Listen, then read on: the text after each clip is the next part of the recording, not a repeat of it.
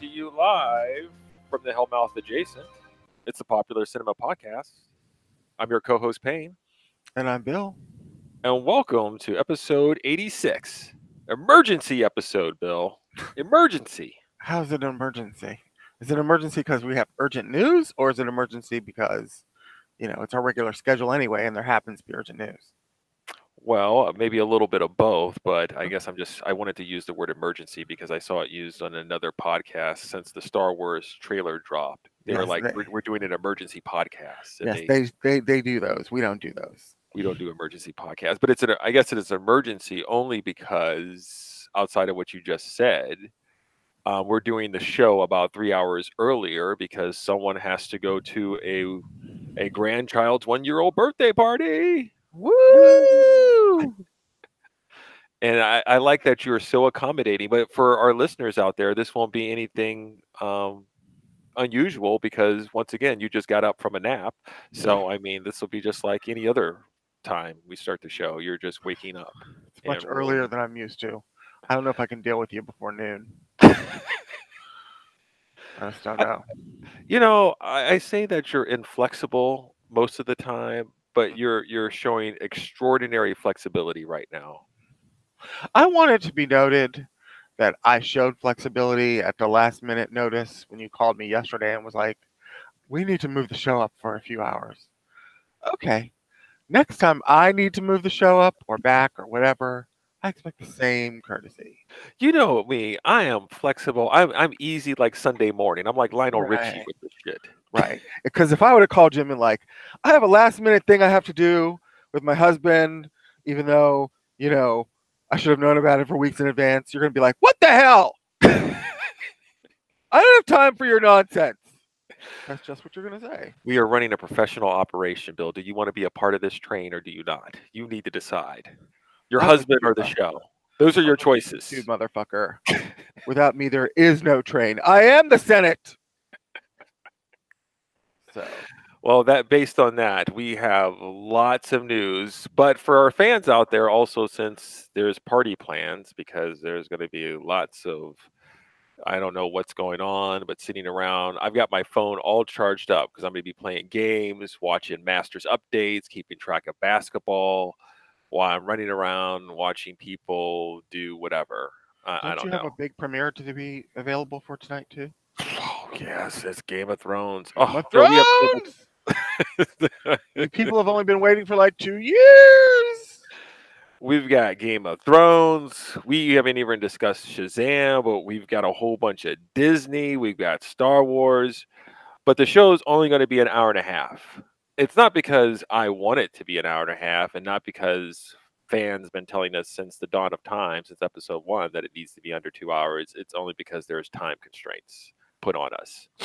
I feel like if they're really fans, they could do what I do.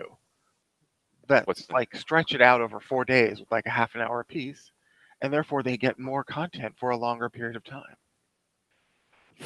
I think you're still part of the old school breed, the people that are sit there going like, I watch my show at the scheduled time. I mean, these young people now, these new millennia, it's all about binge watching. I want my shit and I want it all right now. I don't want to stretch it out. Yeah, well, they can binge watch, but then they have a 2-hour binge for every show. Immediate gratification. So, Bill, I don't know where to go, but since you mentioned Game of Thrones, I'm gonna slowly wake you up and bring you into all the shit that you want to talk about and get excited about. Okay. See, I'm going to start off on a high because by the time we get to the stuff, I'm going to hear you start slobbering over there.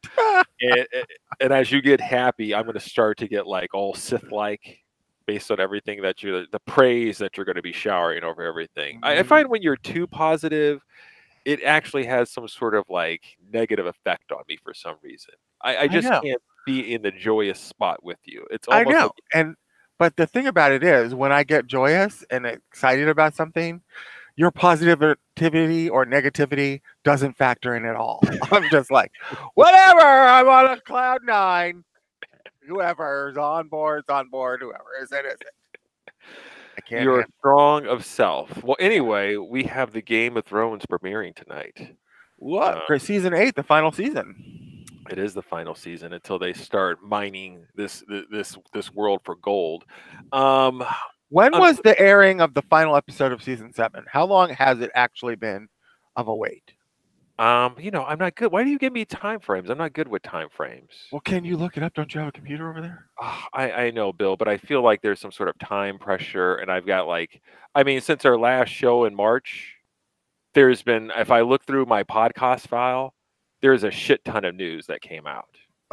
And so to find all the articles, and I was trying, I was up early trying to put everything in order, but it's just too much. I feel as though we're not charging our fans for anything, so it's okay that somehow it's kind of, not all there. Oh, okay. I I don't can tell think you they when the don't show want to be. started. Game of Thrones started in 2011. No, Does that just give look you? up the last air date of season 7. It's not that hard. Okay. Anyway, the show started in I'll look it 2000. I'm going to get there, Bill. up. Okay. Okay. Air date of season 7, July 16 of 2017. So it's been 18 months, just about. Okay. I can't believe you stopped me to look this up. Well, I'm just trying to figure out like how long have you all been waiting? Like, Star Wars fans are used to waiting in the old school days in 3-year increments. Then the new school days at least a year. The wait hasn't been long for me, only in the sense that I have so much I mean, I feel like we're in the golden age right now, Bill. The golden age of streaming, original shows. There's a lot of entertainment. I guess you could Sure. call it maybe the religion of the masses, whatever you want to say. But I'm exposed to where, well, if I don't have Game of Thrones right now, I've got something else on Netflix to watch, or I got something else to bide over my time until the show comes out. So I wasn't necessarily going, when is it going to get here?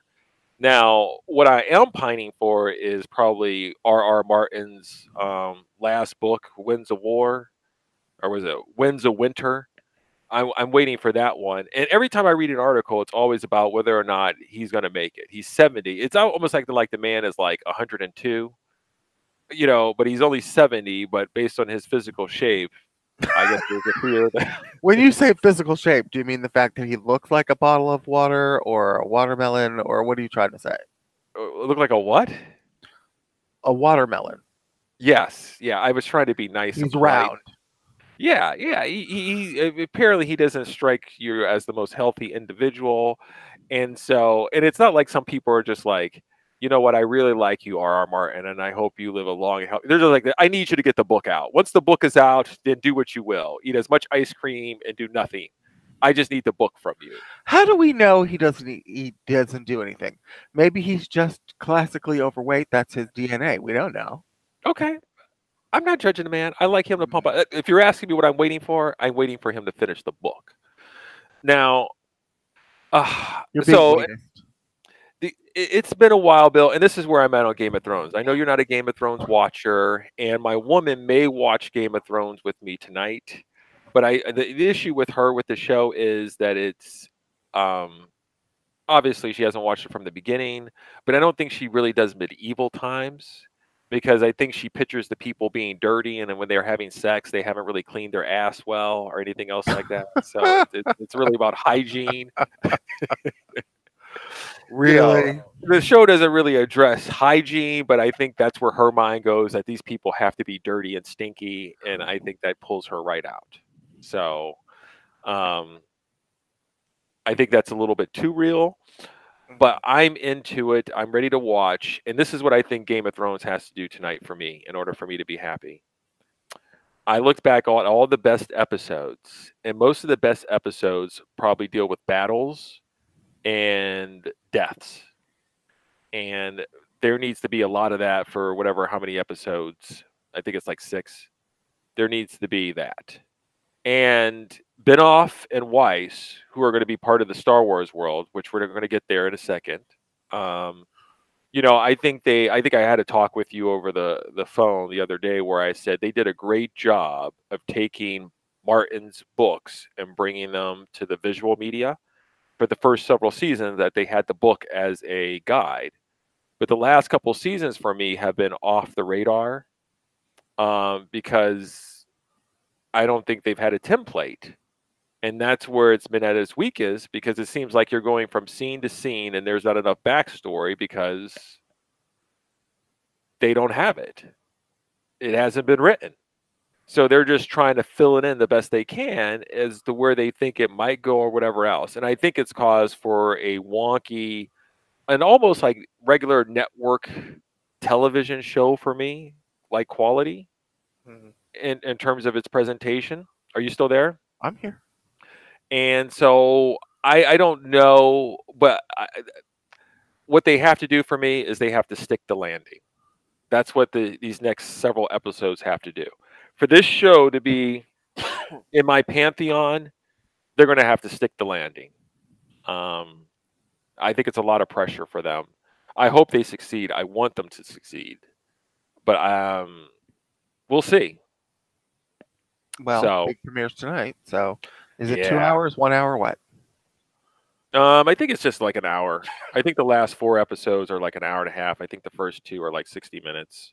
Okay. So, um, so there's some other stuff. I don't know where to go with this, Bill. Here, how about this one? How about I did a Game of Thrones. I'll throw you something. Word on the street is they're going to do a Grease prequel. Mm, I'm not excited. I don't The even like writer Grease. from Aladdin and I forgot something else, Mr. Augustine. He's going to be writing the prequel for that. Well, first of all, the writer from Aladdin, you mean the live action or The the live, animated version? yes, the live action. Well, the live action one looks like it's doubtful it's going to succeed. So Okay, I'm not is sure if that that's a because the plus or writer's not. fault, or maybe I don't know. I is it? just I think Guy actually Ritchie's going to probably take the brunt of that one. I would think. I'm getting the stench of, if not death, then severe maiming off of the Aladdin movie. I'm I never excited had a for it. friend like me. I'm excited for it, but I just don't feel like the audience is going to be there for it. Um, so I don't know. I don't know. Um, So why are you excited about a Grease prequel? You love Grease, and I you love actually like Grease 2. I Grease don't too. like Grease 1.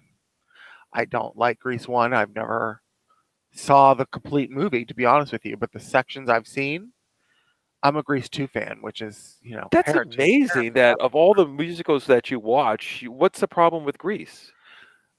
I saw Grease 2 first, and I fell in love with those characters. And so then going back and watching Grease 1, which I never saw in theaters because I was a child, um, feels, I know it's backwards and heresy, but it feels derivative to me, Grease 1. It Okay. was always so built up in like the popular culture that when I finally saw it, I was like, well, Grease 2 is so cool. This isn't really all that cool. Oh, okay. Well, I guess that's really not the news I needed to give you a pep talk. It's just like, I could do without that. Yeah, I don't need a Grease prequel. No. Okay.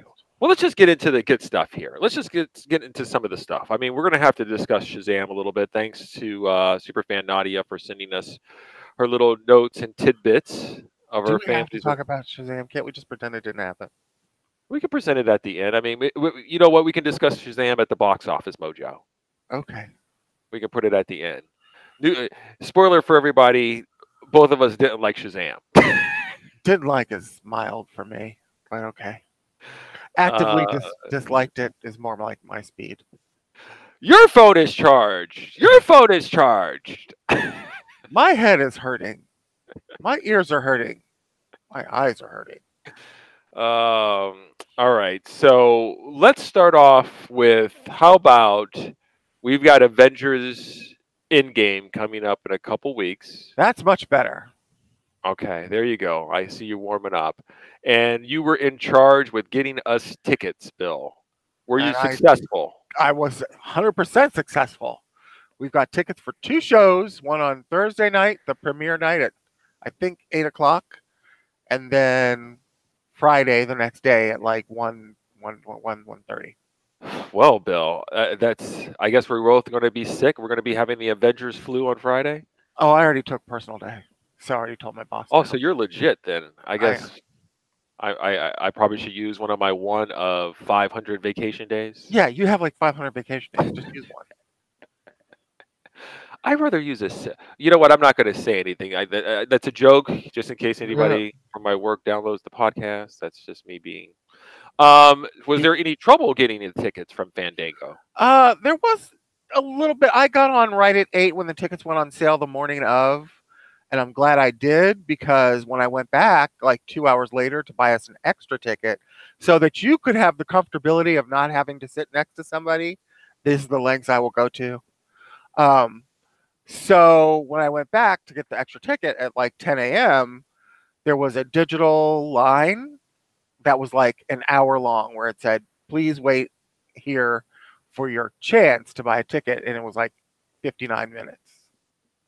Really? Now, I read somebody from Fandango, and the guy wrote, I'm sorry, the Fandango president, Paul Yanover, he wrote, quote, you could tell from the first 15 minutes of tickets going online it was going to be bigger than The Force Awakens. Because we can't increase our scale to respond to a 3 hour window every couple of years, we created a system to have a orderly management of the situation. People had to wait. There's nothing we can do about that, but nothing crashed. So they looked at the holdover room as a positive thing, as opposed to a whole bunch of crashing of the website. That's bullshit. It's 2019. Tickets are Fandango's only business. And they're the biggest ticketing company. They're like Ticketmaster of the old days for the new times. You're going to tell me they can't hire some new servers or rent new server space for whatever days they need it for? I find that bunch of hooey. Hooey! So the digital room, if I would have, thank you for getting the tickets and an extra ticket, so no nerd has to sit next to me. Um, Let me ask you. So, do I have to stay online, or will they give me a call back or a ring, or I just No, have to they don't sit call there? you back. This isn't Amazon. You go in the room and you hit tickets, and when they say you have an hour wait, it means you have an hour wait before you can get into the room to reserve blah blah reserve your seats. So I have to sit at my computer for an hour to Or get on that. your phone, leave your phone open for an hour. Yeah, I mean, okay, that doesn't it's seem cool. 2019. It's ridiculous. When I call the U.S. Post Office, which I had to do all time because somebody sent me a package via media mail, which took like 3 weeks to get here. Every time I called, for the folks out there, in order to get a live human, the best thing to do is, click on buy stamps. One of the options on the phone, buy stamps, because they'll put a person on to take your order to buy stamps. And when you're on with that person, sit there and say, by the way, I need to speak to somebody about this, and then they will route you into some sort of other line, and then some computer will come on the phone and tell you, a customer representative person will be with you in 1 hour and 5 minutes. Now, I was Right. only on the phone for 10 minutes, but I find that waiting an hour in today's world is a lot of time, unless I mean, unless the tickets went on sale at 8 o'clock at night or something like that. But in the morning, people are going off to work and trying to get. It's Well, I it, just happened to be available at 8 o'clock in the morning, which was when the tickets went on sale. So I was one of the luckier people that got on very early and got on the tickets and got the tickets and had the problem resolved let quickly. me tell let me tell you what Fandango is really trying to say. Fandango is saying, by the way, just because you have these big epic movies that come out every 2 to 3 years, we're not going to buy a whole bunch of suffers for this one-time event. You'll get over it and you'll be back to using us, even if the site crashes. Well, That's more. sure. What other choice do you have? Atom tickets? I don't know if I really trust them. And that's really it. Fandango is really your go-to place. But I find that, I mean, being that they're so big and they are the go-to place, that they should be able to have some kind of infrastructure that allows you to buy tickets in less than an hour wait time. That seems ridiculous to me. So Fandango has announced that Endgame sold 5 times as many tickets in the period as Avengers: Infinity War, which currently holds the box office record for highest grossing opening weekend with $257 million domestic. So, um, right now they're going to be popping champagne over at Disney pretty soon here. They've got more reasons than Endgame to pop champagne, but yeah, sure. Do the Russos get a share of this? Do they have in their contract that they get like 1% or 0.005% of the I doubt growth? it. Oh, okay. I don't think it goes that far. Well, that would be wonderful. Well, moving on, let's just keep it over here with the Avengers. There was some news as about to when the MCU, I'm sorry, the X-Men will be entering the MCU. What is Yeah, that, Bill? Is that next week? Next year? 5 years minimum. 5 years? You know, I'm okay with this. I think they need to let it take a breather. I mean, we've still got one more X-Men movie to come out this summer. And so between this summer and all the other stuff they have already scheduled for phase 4, and the fact that we just came off of, what is it, 9-movie saga of the X-Men with Fox, I think it's okay for them to take a break. I prefer for them to take a break than to shove another iteration of the X-Men down my throat the way they did Spider-Man with Tom Holland. All right. I'm going to be using this word because we're going to be getting to Star Wars because the trailer dropped. To me, for you saying to wait, you're saying that I'm sensing some sort of fatigue, like you just want to take a break. I don't have fatigue, but I think maybe other people have fatigue. Maybe the general audience might be fatigued. I think that there's a certain, again, element, if not of stench of death, of stench of illness over the Dark Phoenix movie. I don't know whether that's You're because saying there's fatigue in the X-Men world. sure. I'm just saying I don't know if that's true. I do get the feeling that there's not a tremendous So you amount don't of have a problem with Marvel just moving forward with all the rest of its movies and continually to pump them out in the MCU. You're just saying for the X-Men, it might be wise to take a break because it's not like they're coming in all strong with that franchise. Like it's crawling to the finish line essentially. yeah, a little bit. And yeah, I think I'm ready for it to end. I'm ready for it to come to a satisfying conclusion for me, wrapping up the previous 9 movies, including the Logan movies, the Wolverine movies, and then 6 or 7 of the X-Men proper films.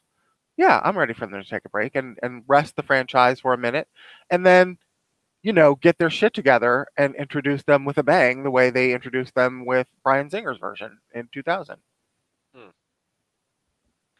Okay.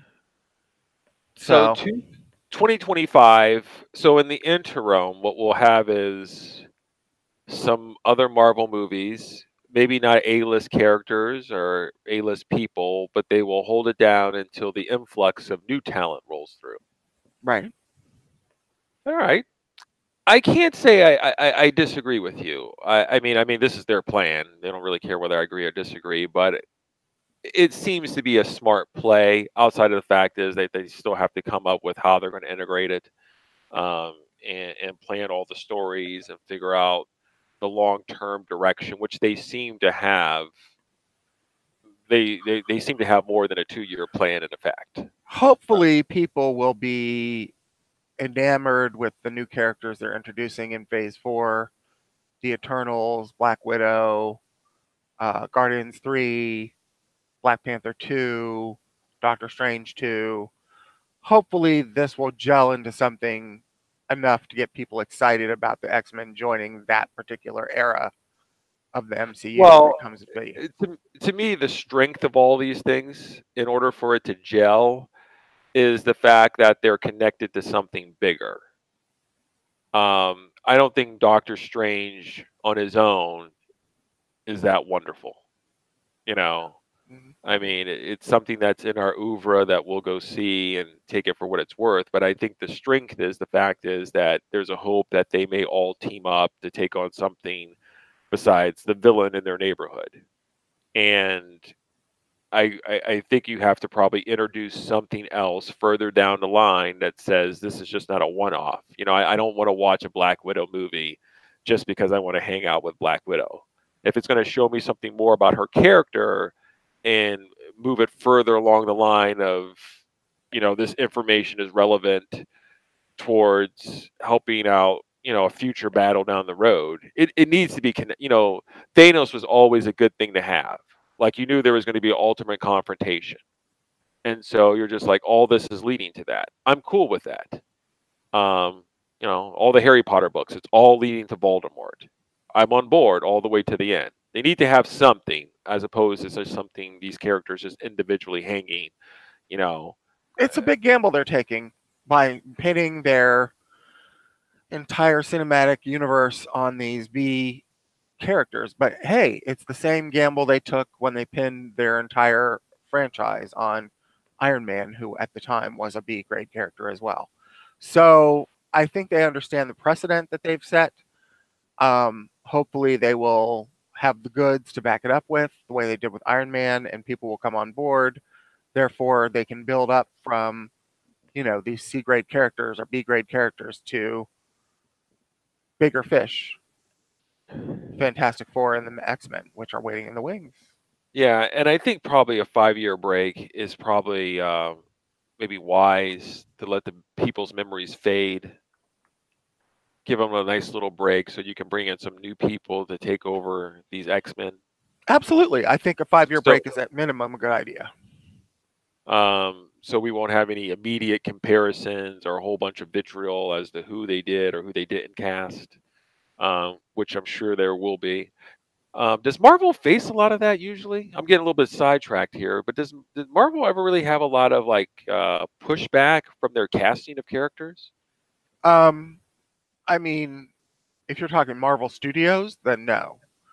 Marvel, like just the generic Marvel brand. I mean, there was some pushback for, I think Ray Donovan being cast as the Punisher at some point wasn't super popular. Yeah, okay, well, Ben Affleck wasn't super popular as Daredevil. yeah, but that seems like what did you call that? Marvel, old Marvel? What did you call that? I don't remember Marvel just general.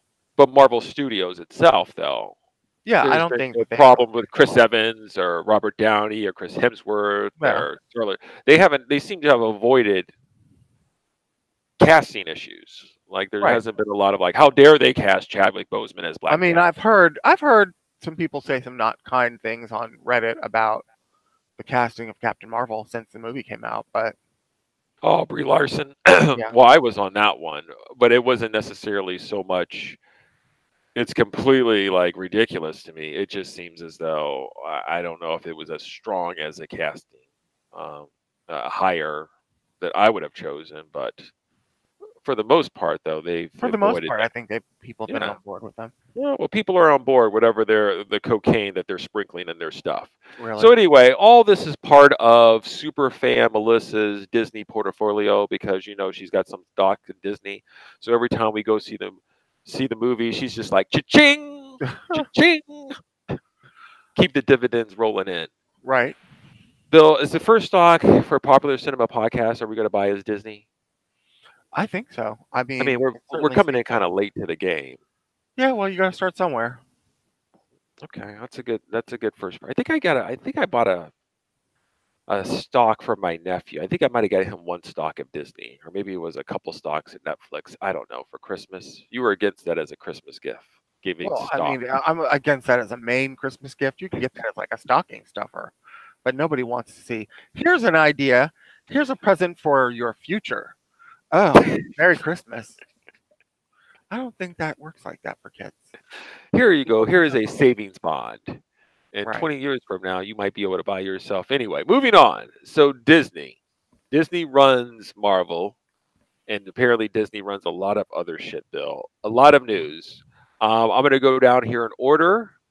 Your boy Bob Iger apparently his contract is set to expire. The Disney CEO and chairman says he's going to step down in 2021.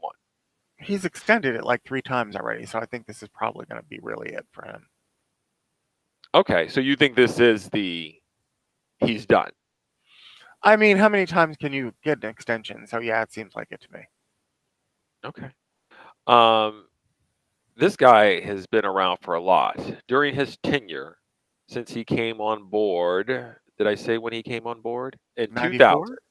He Okay. was a Disney president and chief operating officer in 2000, and he added the CEO title in 2005 after Michael Eisner departed. He became Right. chairman in 2012. He has oversaw expanded the holdings, including Pixar in 2006, the Marvel's comic brand in 2009, and Lucasfilm and Star Wars franchise in 2012. Um, he's certainly. I mean, I'd like to. How would you like to go to dinner with Bob Iger? I'd like that. Yeah, I think that would be one of those What things. are you doing over there? What is that sound?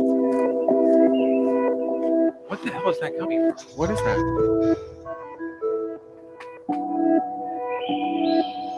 I don't know. Really? It sounds very soothing, though, doesn't it? No, not really. It's actually very irritating. Thank you. I guess that was from the Bob Iger article that I pulled up. Oh, for God's sake, really? Every time you pull up an article, it always has some sort of corresponding video that automatically starts playing. Yeah. Anyway, Okay. so Bob Iger, I'd love to go to dinner with him. I think in the entertainment world, I mean, just the fact that he's oversaw, I just like to follow him around for like a couple days just to see how he does his job and how he handles everything, and Talk about a find all about exciting that. life. Along with George Lucas too, while we're at it. I don't know. George Lucas is probably on like, well, he's doing the museum, but I don't know if Yeah, he's doing anything in the film world maybe at anymore. the height of his whole thing, just to find out his thinking and how he controls things. It's just anything else. The people who are at the top of their game, what do they do? Like if you were to follow, like I want to follow Payne around. How does popular cinema podcast is so popular? I like to follow the steps around what Bill and Payne do. You know Woo! how they. Talk about getting bored to death. So what are you Oh, going to do now? Well, are you going to start preparing for the podcast? Well, no, not exactly. I'm just going to play some Clash Royale and watch some television. Then I'm going to fix dinner and then walk the dogs. I don't know, play a little Candy Crush. yeah. Somehow, I don't think it's exactly people's idea of living the Hollywood dream, but that's my guess. But Are you going to go polish your equipment, upgrade it? No, no, no, no. We're just going to just we'll just go in dust that there. shit off on Sunday. Yeah. Okay. I see that there's always something on the deal websites about new microphones. You know, the ones that kind of like what are like freestanding. Right.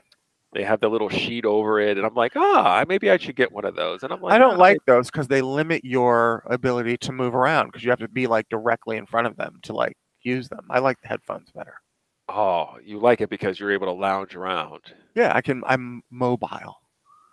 Oh, I don't know if I want you mobile. I need you to be stationary instead of walking around. Anyway, so let's get to some of the news here. Mm-hmm. Big news is Disney's streaming plan came out. Disney Plus, bitches. Okay, so the details are it's $6.99 per month or $69.99 a year. Am I right on that? That's right. What do you think of the price point, Bill? I think it's excellent. I think even though everything's not going to be ready to go, all the shit they've announced, which is a shit ton of shit. Oh, I don't have that up right now. Are you able to pull up all the things that they're going to be offering you? Hold on. I see that we're getting some text here from Melissa during the show. Game of Thrones. So, She probably right. doesn't know. She's sending out some reminders as to what's some of the things to catch up on before watching the episodes. Right. Okay, so I do have a timeline of everything that's coming. It's a lot. Available day one, High School Musical, the series. The Mandalorian, Forky Asks a Question, which sounds delightful to me. And something called Spark Shorts. I'm not sure what that is. Original documentary and specials available day one. A show called Encore. The Untitled Disney Imagineering documentary series. Marvel's Hero Project. And The World According to Jeff Goldblum. An original movie, the live action Lady and the Tramp. And then a bunch of movies that are coming out in this year and the next couple of years that are going to be available on launch. So there's really not a whole bunch launching, but the plan for the first year is, You gave me a whole bunch of boring shit, Bill. What's their big shit coming well, over the the big year? shit. I mean, for us, I mean, it's I mean, going to all be that stuff that you said right there. I was sitting there going like this. I'm not paying 69. I don't care that much outside of maybe the Mandalorian. I didn't really. the It's not big something. stuff for us. The Marvel series with Well, uh, yeah, what are some of their bigger projects that they're handling over here? That's their big Winter library. Soldier and the Falcon is an original series. Scarlet Witch and the Vision, which is now known as WandaVision, God help me, is another series. Um, Loki is another original series, but those aren't going to be ready until year one or year two. So that could be anytime between 2019, which is launch, and 2021. So that's not coming until later, but you got The Mandalorian day one. Okay. All No, right. I'm no. looking at the article that you sent me. You really got into the weeds on that. Look, you can't expect them to be hitting the floor with like They're everything going at to once, they're going to be having 25 original series, right? 10 plus 10 movies and original specials, movies, right? 7,500 past episodes of television, and 100 plus recent titles, and a 400 plus library titles set to populate the ad-free streaming service. Right. Is this a must-buy when it becomes available? For me, yes, absolutely, no doubt. Even if only the Mandalorian is the what's the fresh available new thing on first day one, yes. Okay. There was an article that said here. I'm trying to do multiple things at once. We really need a producer for this show. It was comparing the streaming services. Right now, Netflix is, their basic package is $9, standard is 13, and I pay for the premium at 16. I'm thinking about knocking my shit down to the standard to save myself $3. On what? Um, Netflix? yeah, yeah. You can't do that. It'll take off some of your streams. That means it affects you and some of the other people that are sitting on my tit. Yeah. Okay. Netflix has about 139 million subscribers. Hulu, if you want their service, it's about $6 ad supported, or $12 ad free. They have about 25 million subscribers. Amazon Prime Video, which doesn't break it down in terms of all their subscriber numbers, but it's about 100 million. If you just want to buy Prime Video only, it's about $9. And if you want Prime, obviously for the year, it's 120 now. And Disney is essentially almost the lowest price streaming service out there at this point, Well, and they're expecting to well, have about 90 million subscribers by 2024. Um, I mean, that's coming into the game strong. not to mention, I mean, like I said, the Mandalorian's really the big gun at launch, but their movies are going to be releasing directly to their service instead of going to like Netflix, like now how you can watch like Doctor Strange and Captain Marvel and all that stuff on, well, not Captain Marvel yet, but Black Panther and stuff on Netflix. All of that stuff is going to go straight to Disney streaming instead. So that's another reason to get on board. Okay, that's huge. Yeah, it is. I wonder if they're gonna. I mean, technically, the questions I have regarding all of this is essentially is I don't want to be some sort of thug with it, but are we able to share the password with people? That's essentially the way I feel about Do you it. have to be so ghetto? I Really? mean, this is Netflix's fault, and some of the other It's places. $6.99 a month. That's the price of maybe two Listen, venti lattes at Starbucks. listen. Superfan Melissa probably has like 20 people on her Netflix. My woman up there has about 5 or 6 kids probably, and their friends sucking up her Netflix streams. Lord knows I have you living high off the hog on my Netflix, and a few other people who have my passwords for HBO. I've railed on this before, that are all sucking up and not paying for it. They're living on the dole. They're taking but not giving. I just want to know, because I actually, it'd just be nice for you to just buy the Disney Plus, and I'm just able to occasionally watch it. Because what if I don't watch all the programs? You don't watch all the programs on any other service you pay for either. I watch a lot of Netflix shows. You don't watch a lot of Hulu, which you pay for. Well, actually, I don't pay for it. It's included with my Sprint. Oh, well. Which I'm thinking That's about like finally worth getting more than rid of. 50% of your Sprint right there, because the phone service sucks ass, I can tell you that.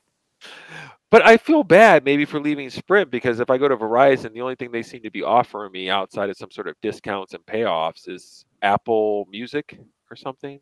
And better service. That's the whole point. The service that you get from them. I know. Isn't it amazing that once you start cutting cords, you're just like, I don't know. Can you just give me something for like a few dollars? Can I just get Hulu for a few bucks or something? Anyway, How about reliable cell phone service? How about we give you that? all right. What other? Let's see here. Let me see here. I want to make sure I hit some other.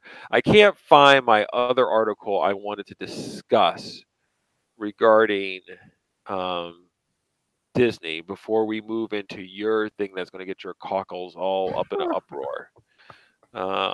Here we go. Is it right here? No. What are you looking for? Let's do this. While I try to find this article here, keeping it in the Disney world, the Lion King trailer came out. It did. Okay, did you watch it, and what did you think? I did multiple times, and I think it's great.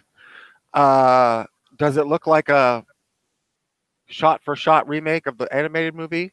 It does. Am I okay with that? I am. Did it look like a shot-for-shot remake? It didn't look like that to me. It seemed a little bit different. No, it's pretty much shot-for-shot. But am I perfectly fine with that? Yes, I am. Why? Because it's the Lion King, bitches.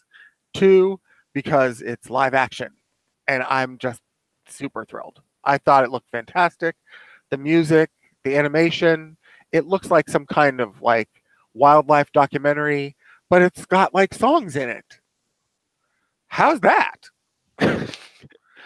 Well, they did this with the. Okay. There is some more. Okay. I saw the trailer.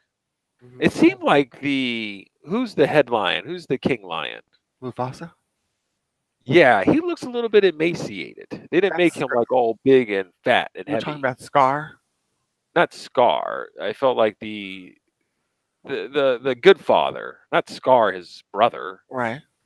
Is Mustafa the main king? Yeah, Mufasa is the. Yeah, he didn't look as like built. Like they kind of made him more like, trimmed down. Okay. Was that just me? I didn't have an issue with his size, so. I find that my eyes. I know that this is supposed to be groundbreaking.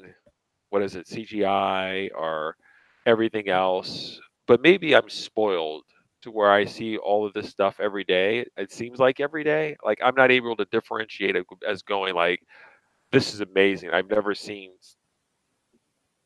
I just don't know if I see that all the time. I know I'm not saying that's not a lot of work to do it, a lot of time and cost. I see it more when they de-age actors, because I'm like, oh, this is what they normally look like, and they de-aged them, and that's amazing. I can see that. I don't know if I was as completely enamored or amazed by what they did.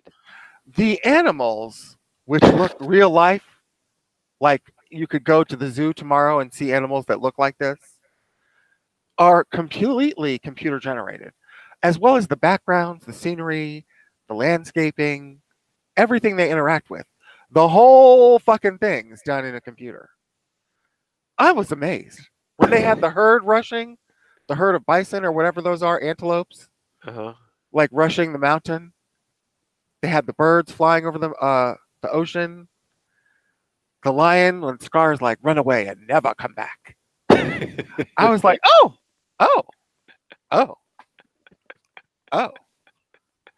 All the whole trailer, I was just like, oh.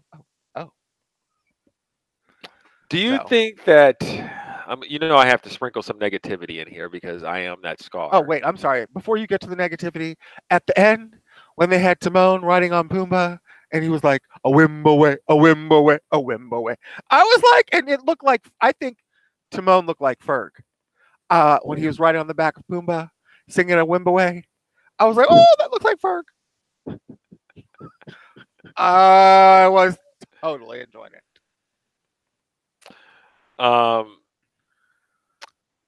Do you think that Disney is going to the well too often? How dare you? How dare I'm just saying that they, instead of maybe coming out with some more original creative projects, they're just kind of making all their old classics into live action. Is that you? good enough for them? You know what era we're living in, Jay? You see the last time Disney tried to come out with an original? It was called Tomorrowland. It made 15 cents. It made 15 cents. Nobody wants to see originals.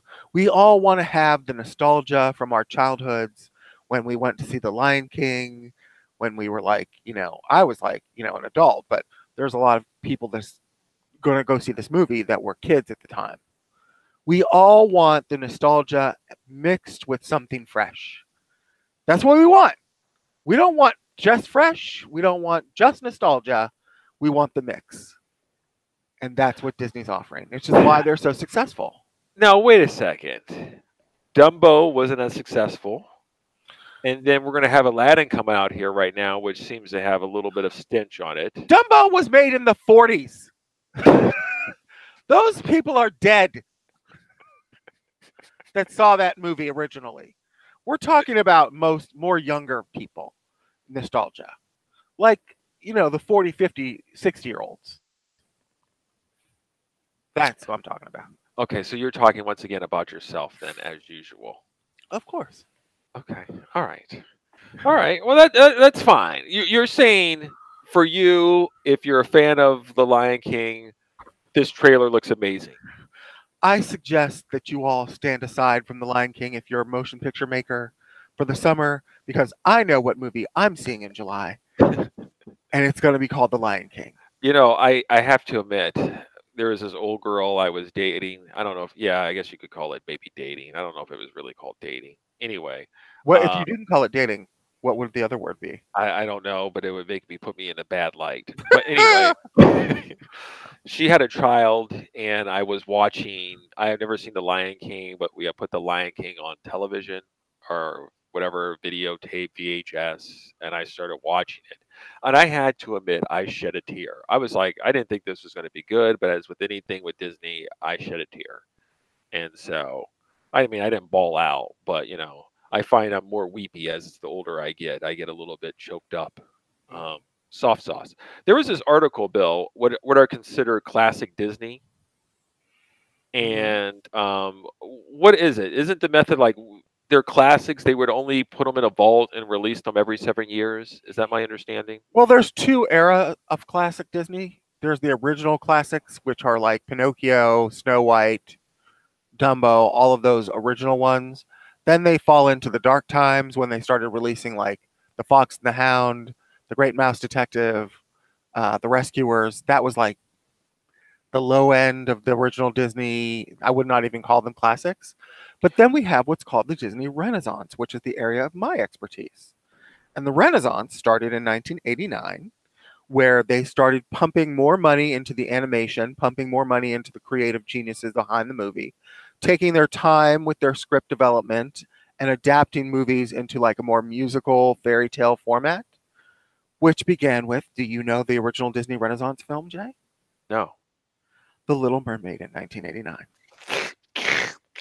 That's you sucking off Disney right now. They even made a documentary about the Renaissance called, I believe it's called Waiting for Sleeping Beauty. Or Waking. It's called Waking Sleeping Beauty. I always get upset when I ask you these questions because I feel like somehow you just start dancing. You're like the Sound of Music over here when I ask you this question. You're like, that's the Disney Renaissance. You're like, the hills are alive with Disney. In any case, the Renaissance brought about a creative restructuring of the Disney animated films to where they became like their A-list properties again, instead of just some kind of afterthought that they were using to like keep the Disney animators busy. So these are like A-list movies. Lion King is of course one of them, but it was Little Mermaid, Beauty and the Beast, Aladdin, The Lion King. It went all the way through, I believe, Hercules in the early 90s. And even including probably, I would say probably the final Renaissance film would be Tarzan. And then they went back down to not being as classic anymore. I mean, you could probably be running some sort of Silicon Valley Fortune 500 company if you use your brain towards something else than exactly just going off. I mean, I can picture you doing some Steve Jobs presentation TED Talk, where you just get up there and just start talking off the top of the head. Oh, let me tell you about the Disney Classic from '89. Bill, you're amazing. I'm reading from the article because I don't know enough. It says the powers that be deemed that only animated films on VHS between 1984 and 1994 can officially be Walt Disney classics. 1984, I don't know if I'd even go back that far, but okay.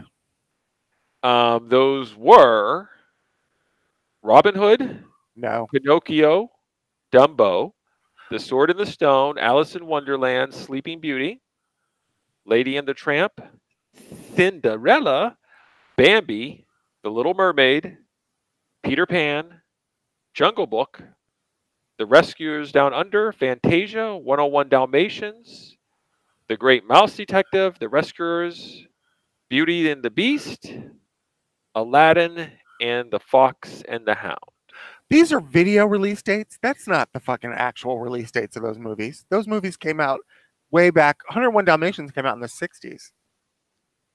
So these are video releases. So that's Walt Disney Classics, not to be confused with Gold Classic Collection. Yes, these are the video release. I can't with you. You're giving me what the titles of the videotapes are. What section they came under. That's not what they're considered in the actual film verse. If you want to if you want to take it up with the person that wrote this article, yeah, I shall. I will send you an article of the actual what the classic period was versus the Renaissance period.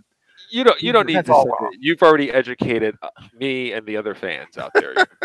You've done your job more so than I was expected to. That list you just gave me was a bunch of hooey. Who's running this show? Oh. So all these things will be available on Disney streaming, right? Yes.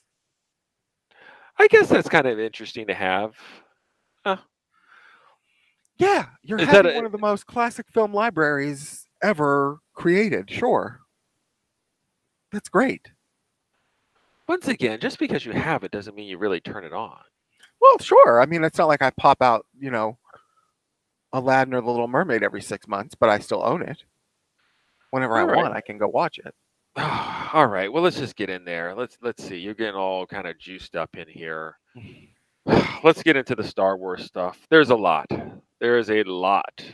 Star Wars, which is also part of the Disney. I think I'm going to call this show Episode 86, The Rise of Disney. I like it. Okay, good enough. I was going to call it The Death of DC based on Shazam. Wow. But that's negative. old news now. It's old news now. All right. So the Star Wars trailer, is Celebration going on right now? What is going on? We are in the middle of Celebration weekend, actually, in Chicago. Where's it taking place at? Chicago. I in all the news feeds that I go to and my travels, being jacked into the internet, I don't hear a lot about Celebration whatsoever. It doesn't pop up on anything. Well, it's all over my Twitter, so I don't know what your Twitter's gotten, but mine. Well, I don't know if I go to my Twitter as much as you do. I just go to a lot of websites, but is there a lot of content that's being dropped out of there? And not content by being like John Boyega showed up wearing a motorcycle jacket. Not some bullshit like that. Is there like real shit that comes out of Celebration? The real shit is the title and the trailer for episode 9, which was released. But outside of that, is there something else that I'm missing here? There's going to be a trailer. Kelly Tran is back on Twitter now. I don't need that stuff. There's a trailer dropping for The Mandalorian today after today's panel at some point today. You didn't tell me that. And there's a trailer dropping for the Clone Wars saved the Clone Wars show. So I don't care about that. I I find that you have information and you dole it out. Like you could tell me something that George Lucas probably there's a quote from him said that he hated the Star Wars universe. You would never tell me. You're one of those people that would bury the negativity in the ball. And unless I somehow discovered it on my own, you would never bring it up. That's the I don't individual like you are. negativity. This is not new. Yeah. Yeah, that's why you can't be in charge of shit because you're going to be one of those you're going to hide all the negative stuff. You're going to keep all that buried. You're just going to push out. I know where you're going with this. Okay, so they dropped the trailer. They dropped the trailer for episode 9 and the title. You want to announce the title or can I? You can announce the title. The title of episode 9, Star Wars, The Rise of Skywalker. Oh, yeah. Yeah. Feed it directly to me in my IV. When does ready. when does the movie come out? December 20th. Okay, so we're back on the holiday schedule. It would be out this year. That's right. It will be directed by J.J. Abrams. That's right. And how long was the trailer? A minute and like 45 seconds. And what did you was this trailer as equal, if not better, than all the other Star Wars trailers? Absolutely. You want to ask me how many times I've watched the trailer so far? How many times? Dozens. I put it on a loop on my flash drive and I just play it for like an evening's entertainment. Okay. So can you tell me all what have you learned from watching the trailer? What did you like about the trailer and what did you learn? I love, first of all, let's start with the title, The Rise of Skywalker. Now, this could have multiple meanings or several meanings. Is it the rise of Luke as a Force ghost after his death in The Last Jedi? Is it the rise of Kylo, who finally decides to go to the light side of the Force, and we already know is a Skywalker? Is it Leia coming into her own because they're using posthumously filmed outtakes from the previous 2 movies? And is Leia going to finally be like sort of the semi-lead of this movie, the way Luke was in The Last Jedi? Is Rey an actual Skywalker after all, even though Kylo told her she was parents of vagabonds or child of vagabonds? Her parents were vagabonds. It could have many meanings, or it could just mean the galaxy, having been inspired by Luke's sacrifice at the end of The Last Jedi, now becomes a galaxy full of new Jedi, maybe known instead of Jedi as Skywalkers. Oh, yeah. Okay. Yeah. I like the title, The Rise of Skywalkers. It's a very cool title. It's very badass. Yeah. I get the double These meaning. titles that have the double meanings. Yeah, it's got multiple double meanings. I feel like this is some sort of Buffy the Vampire Slayer where we're all become Buffys. I don't know if I'm a fan of that. I find Sure. that's some sort of, we all have the Skywalker in us now. That's so cliche. I don't want that. I don't want us all to be This like is the answer to what people bitched about the prequels, what is about that? how Anakin was the chosen one, which takes the whole idea established in the originals that anyone could become the hero, because Anakin's DNA was established, and therefore it takes away from the fact that anybody could be the hero. That Now- was my biggest gripe too. So they're restoring that, possibly with this whole Yeah, but not everyone could be a restoring it. Skywalker.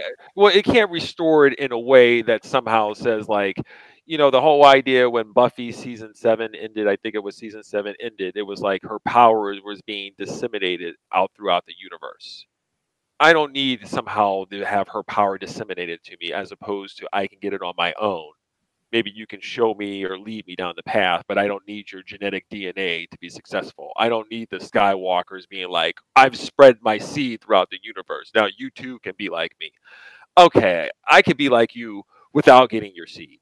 So that's the whole. what That's they're the saying. whole. The rise of Skywalker doesn't mean somehow Luke has just like spread it out there, his molecules out there. I don't. No, I that's not maybe that's not what they're saying.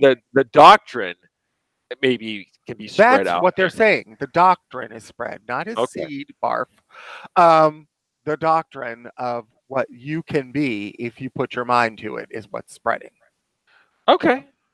So we're Um, getting back to that. that's Exactly a what. possibility. We don't know that, but that's certainly one of the possibilities with that title. Sure. Um, Okay, let's go ahead. begin at the beginning of the trailer. You have Rey standing in the middle of a desert and a TIE fighter like barreling down on her. She turns, ignites her lightsaber, and runs. And just as the TIE fighter is catching up to her, which you see a pair of gloved hands, it's likely Kylo Ren piloting this TIE fighter. But just as it comes upon her and is about to run her down, she does a badass backward Jedi flip. What? And just gets ready to take it out. An unto foreseen power of Rey's that we did not yet know she's that much of a mastery of the Force yet. But that scene displays that she is. And then you see the title This Christmas, which is like, it's like the best Christmas gift ever. That's all I want is a Star Wars movie at Christmas.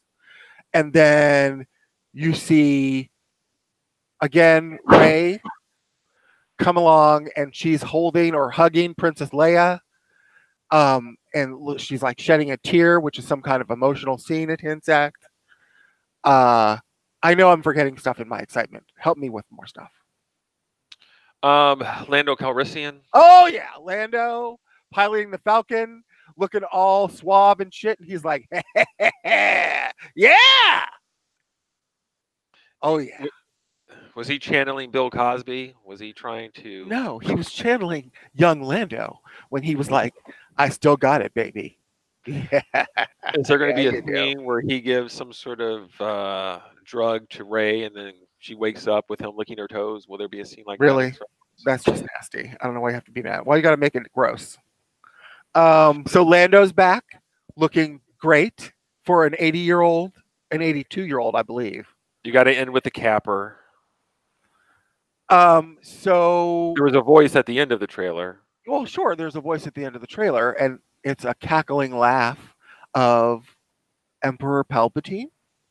How is that possible, Bill? Palpatine's dead. He was thrown down a well by Darth Vader a long time ago. It's a good question. I guess we'll have to wait and see the movie to find out. Oh, are we just bringing back everybody? Is this fan service? It sounds like fan service, Bill. Okay. I'm here for it. If they're giving me fan service, I'm here for it. I got no problems. Okay. By the way, you forgot the scene where you see Poe and Finn on some kind of adventure on some kind of spacecraft, which looks on some kind of desert like skiff or something that looks badass. And then you have all of them together, C-3PO, R2-D2, BB-8, Finn, Poe, Rey, and they're standing on some kind of desert planet or ocean planet, and you see like the remains of the Death Star in the background. Oh, yeah.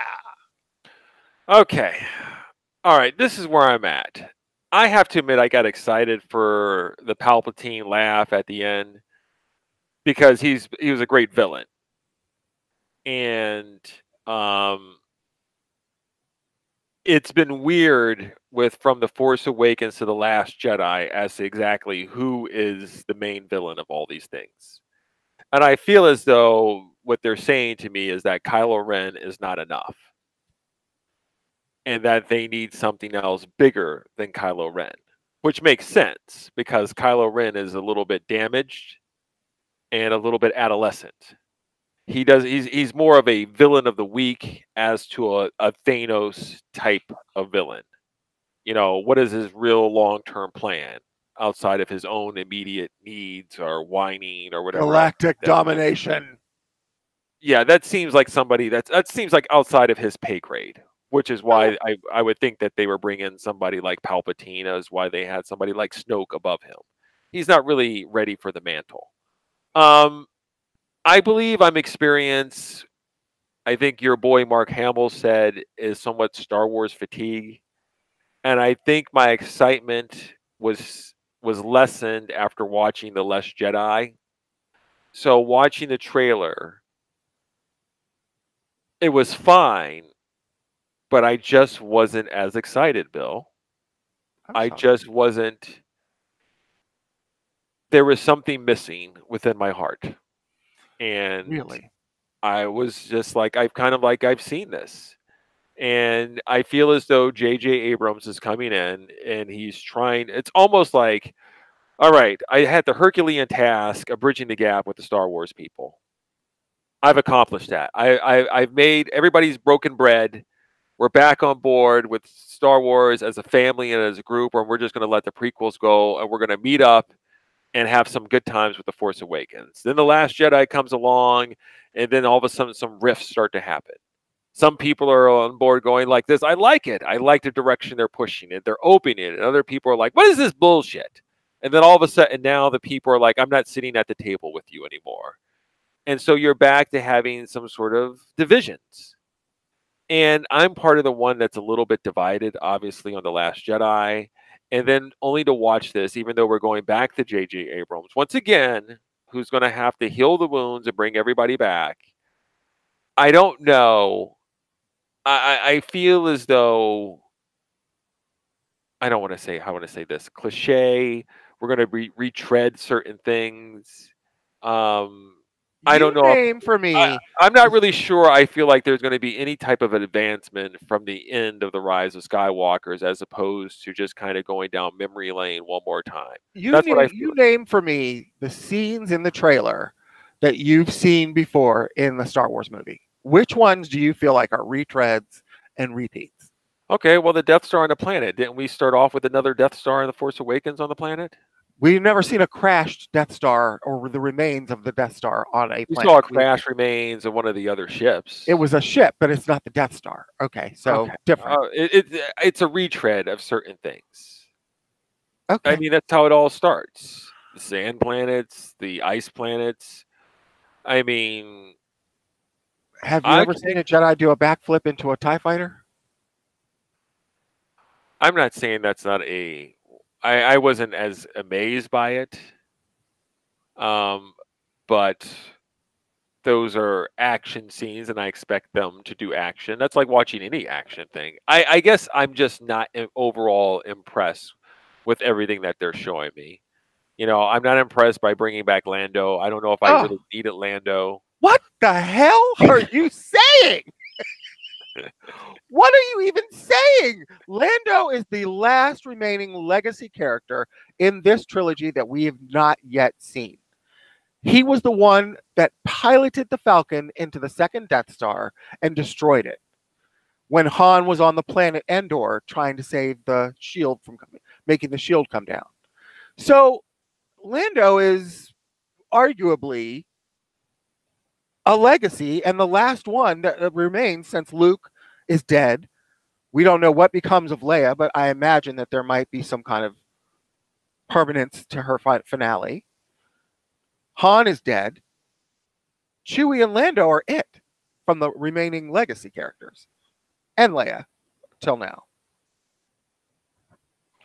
Bill, Star Wars put me in this position here. They came out with Rogue One and then Solo. And Solo is the one that sort of, for me, put everything like they're just pushing forward this stuff and not having a long-term plan. And they're just pumping out, going, if we just slap the word Star Wars on it, then these people will come out and spend billions of dollars on it because just we throw the Star Wars title on it. I feel like there was a lack of quality control. We know the problems that we're faced with Solo.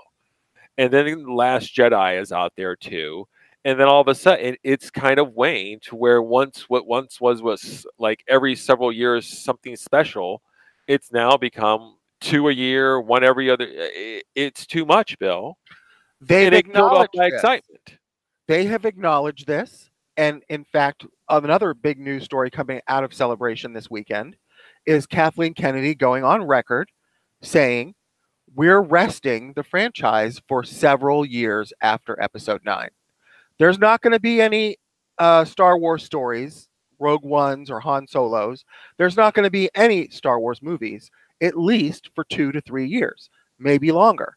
while they allow the Game of Thrones people to finish their business with Game of Thrones and develop their trilogy movies, which is going to be set in an entirely different time frame. It's not going to have anything to do with the Skywalkers.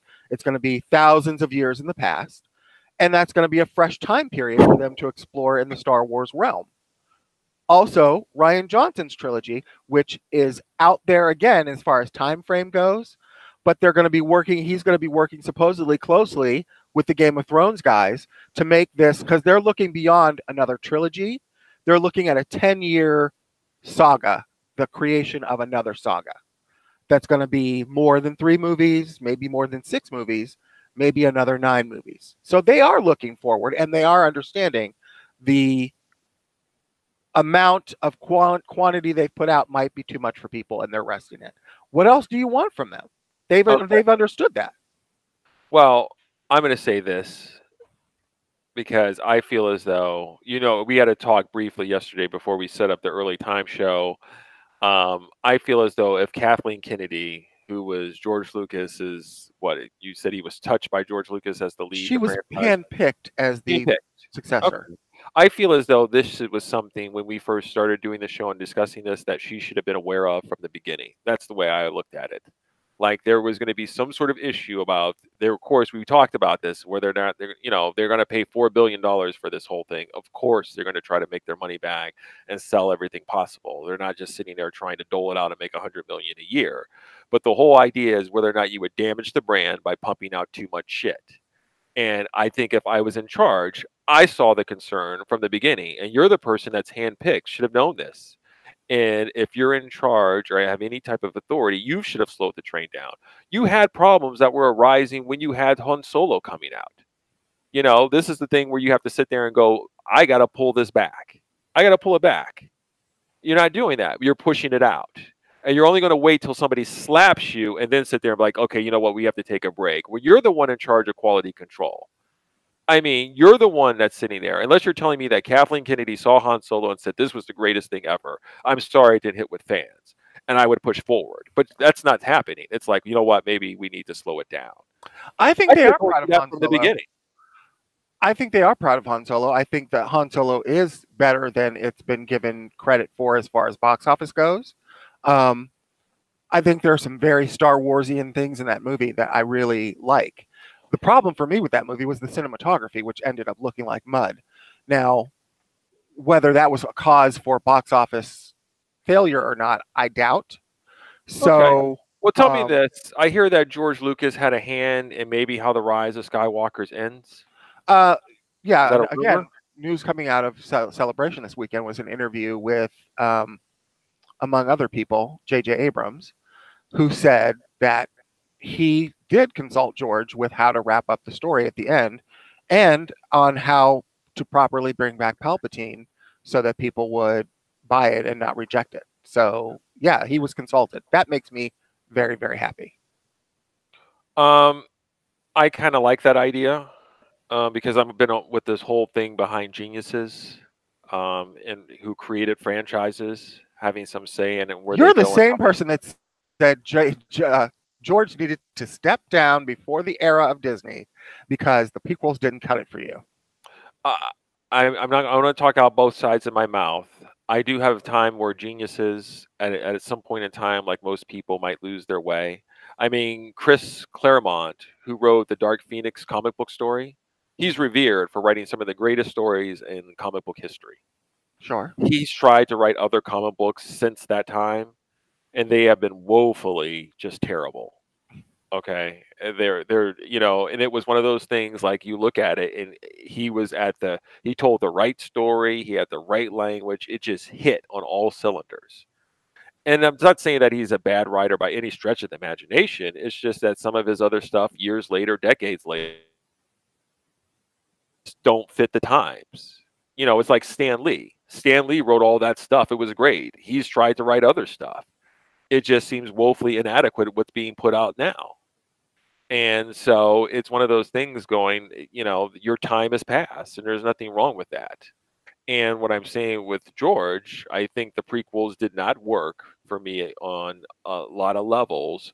But generally, if anybody has a vision as to where things would go, I think it would always be nice to tap them. I'm not saying for George to write it or whatever else. But if you're going to ask me how Game of Thrones should end and whether or not things have fallen off, I would always go back to R.R. Martin as opposed to some guy that's just been working there who's been tasked with trying to figure out what the vision should be. Well, why don't you go back and ask the guy who actually created everything as to where he was planning to go with it? And then decide whether or not you want to use it or go with that one, as opposed to you just coming up with it on your own, piecing it together from just talking with people and notes. I mean, that's what you're trying to do. You know, J.J. Abrams didn't write the story. He's just trying to piece it together, you know. So that J.J. makes Abrams did write The Force Awakens with well, Lawrence I Kasdan. know, but in terms of coming up with all the history and what it means to be a Jedi and all these other things, that story has already been laid out. You're just trying to build off of that, build off of it from somebody else who created it. I What they're mean, trying to do is give us a satisfying conclusion to a 9-movie yes, arc. And I think they realized that the stuff that was brought up, again, we talked about this the other day offline.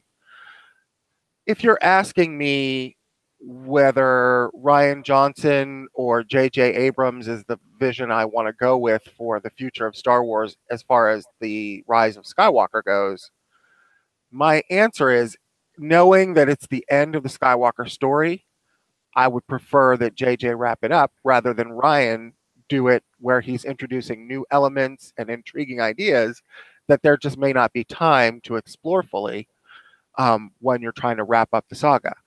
If wrapping up the saga is the game plan, which it seems to be, and giving us a bow for the end of this storyline that we've invested 42 years of our lives in, then I want to go with the person who's going to wrap it up in a bow for me at the end, and that seems to be JJ. Okay. Bill, I feel as though pretty soon I have to go here in a few minutes. Mm-hmm. This might be one of the shortest shows we've ever done. Yeah, 90 minutes is surely short. I feel like we haven't even scratched the surface of some of the shit we have to discuss. That means probably with our next episode, we're going to have an extravaganza. Okay. I don't think Superfan Melissa will be able to download our show on the plane. It's going to be too many megabytes for her. Can't download too many megabytes. We'll suggest that she download it first before getting on the plane. I find that was poor planning on her part. Yeah. All right. So I appreciate. Now, look, you have the whole rest of the afternoon to yourself. Aren't you excited? I am. I'm going to go upstairs, and after this discussion, guess what I'm going to watch? The trailer for Rise of Skywalkers. Oh, of course that. But I mean, for the remainder of the day, since you're so negative on it, I feel like I must go watch Solo: A Star Wars Story. Okay, I got you. You're gonna watch this nastiness that I am. I'm going to be like, oh, there's Chewie, Han, Lando. I don't want to be nasty about it. I want the series to end on a very positive note, and I want to enjoy it. I think right now, in terms of the excitement that I should feel, has waned a little bit based on what the actions of their recent past. I'm not saying that JJ can't stick the landing, but in terms of me sitting there rushing out like in-game tickets, breaking records, I don't anticipate that the Rise of Skywalkers will be at in-game levels. I expect nothing less from a casual fan. I understand your problem. That you're just not down with it. You're not all up in a galaxy far, far away. For the weekend of April 12th through the 14th of 2019, I appreciate our people staying with us for a short episode. We'll be back in 2 weeks with a much longer episode. The #1 movie, Shazam, pulling in another $25 million, bringing its grand total domestically and foreign to $221 million on a budget of $100 million. Well, we didn't cover one of the most important topics of the week yet. That we both hated this movie. I did. I don't know if hate is a strong enough word for you. I think you gave it a D. What did you give it? An F? D- at first viewing, F on the second viewing. I'm giving the movie a D. Well, this is a totally Freaky Friday switch situation.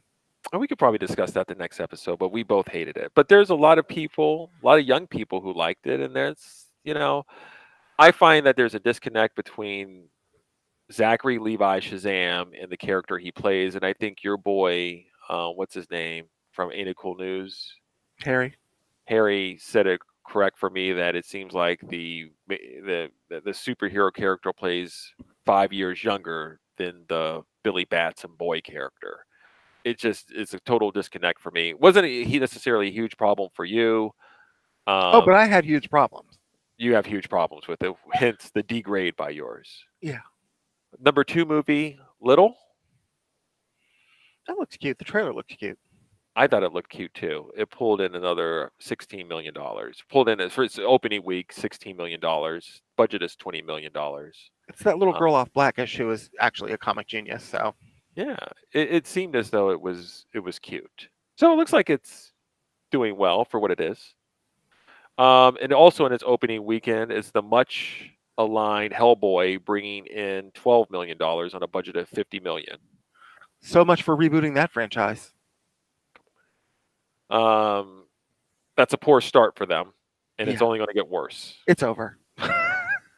Call it what it is. Time of death on the Hellboy reboot.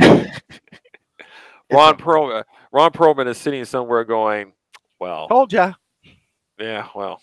So that's a poor start for David Harbour after Stranger Things. In its second week of release, number 4, Pet Sematary, $10 million, bringing its grand total, domestic and foreign, to $76 million on a budget of $21 million. And the number 5 movie is Dumbo in its third week of release, pulling in another $9 million, bringing its total to $266 million on a production budget of $170 million. I mean, they're not losing their shirts. It just doesn't seem like, it's the mega hit that Beauty and the Beast was, or that people expect Aladdin or Lion King to be. Yeah. Bill, unfortunately, I have to wrap this up because I got to go pass out mashed potatoes. Have fun. Bill, it's been a pleasure, and I appreciate your flexibility. Sure. Our fans, I'm going to consider this to be our emergency podcast, and we're going to flesh these details out in a couple weeks. Absolutely. Okay. I've been your co-host, Payne. I'm Bill. And we'll see you in 2 weeks. Bye.